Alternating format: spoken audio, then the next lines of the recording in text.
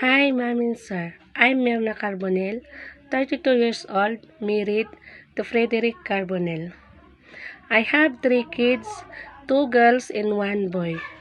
Her age is 11 years old, 6 years old, and 1 years old. I am the youngest of my family. My education attachment is high school graduate. My work experience in Philippines is in 2018 to 2021 housemaid. My duties and responsibilities are cleaning, cooking, washing clothes, ironing clothes, marketing, and gardening.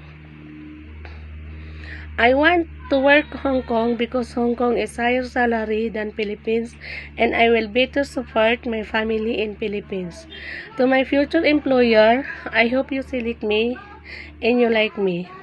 I will do all rules and regulation that you are giving it to me, and I will finish my 2 years contract that you are giving to me, Ma'am and Sir. Thank you and God bless po.